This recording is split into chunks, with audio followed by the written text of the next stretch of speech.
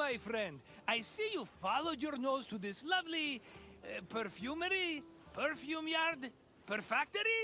Yes, let's go with perfactory. A word of advice from a former perfume peddler. Never start your sales pitch with, "You smell like you could use some perfume." It has a surprisingly low success rate. This sensuous little island is where perfume was produced. Your nostrils are in for a treat, unless you're allergic, in which case I could sell you a wonderful remedy for a very reasonable price. No? Okay then. I'll check in on you at the end of your visit. See you soon, my friend.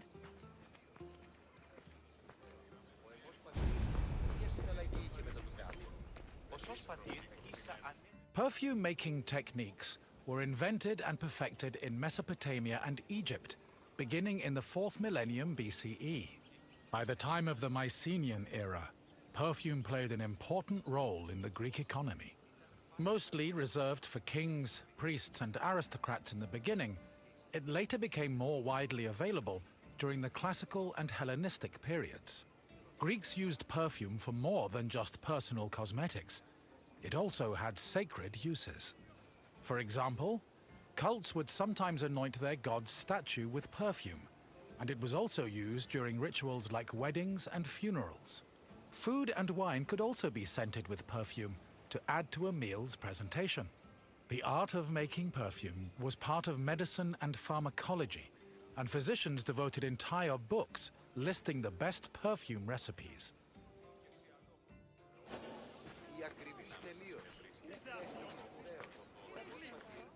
Perfume is made up of two main components: a greasy substance, called an excipient, like vegetable oil or animal fat, and an odorous substance, such as flowers and plants.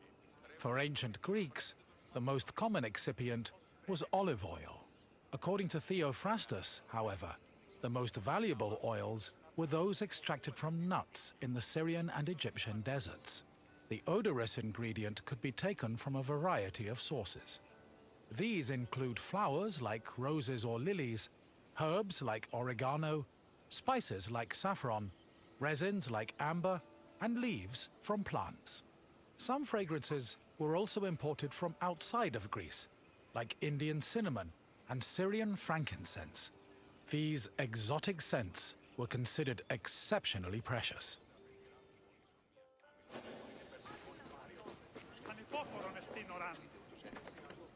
Mixing scent into the fatty excipient was called enfleurage, of which there were two methods. If the flower being used for the scent was fragile, the preferred method of extraction was cold enfleurage, which required an oil-soaked cloth. First, the cloth was rubbed against the flower's petals, saturating the oil with the scent. Then, the cloth was pressed to wring out the scented oil. Hot enfleurage involved heating the excipient before mixing in the scented substance.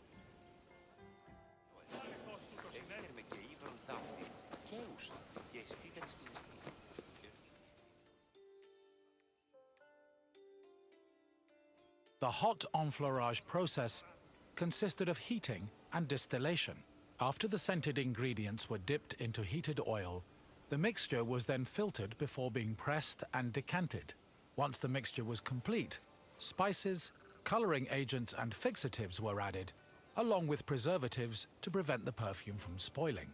Finally, the liquid was hermetically sealed in bottles, ready to be shipped to market.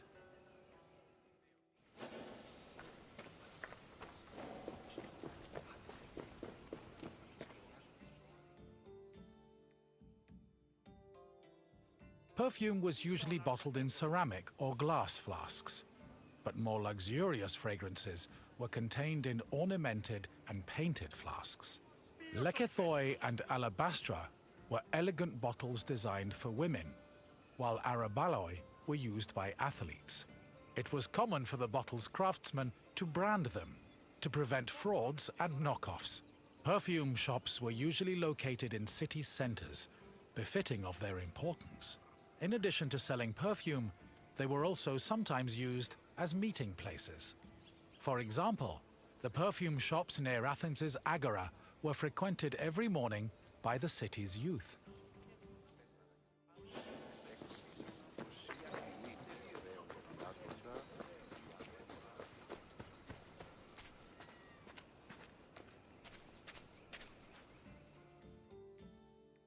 The main purpose of perfume was to attract members of both the opposite and the same sex. We can trace this practice back to a scene in the Iliad, where Hera used perfume to seduce Zeus. Similarly, hymns about goddesses like Demeter and Aphrodite always mention their pleasant smell, further solidifying the belief that scent and seduction went hand in hand. However, perfume was also a mark of social status. Athletes covered themselves in perfumed oils during their training and at symposia, and citizens were judged based on how anointed, shiny, and perfumed their bodies were.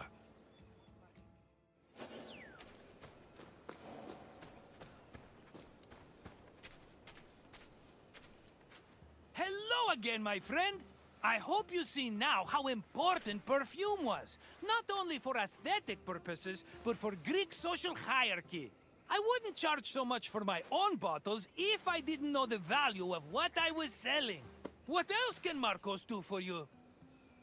Good idea. Let's start with an easy question. Which of the following is an example of an excipient?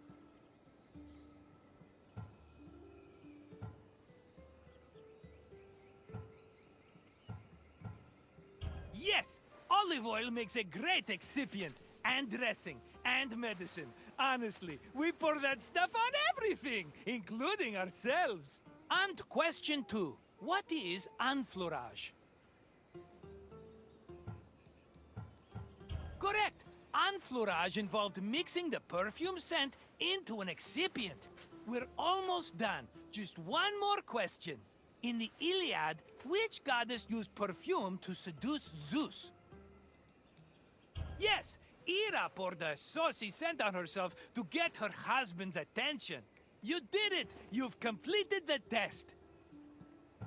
If you say so, but I have a feeling we'll run into each other again soon. Farewell! Hello again, my friend! I hope you see now how important perfume was, not only for aesthetic purposes, but for Greek social hierarchy. I wouldn't charge so much for my own bottles if I didn't know the value of what I was selling. What else can Marcos do for you? I agree. It's time for a change of scenery. Follow me.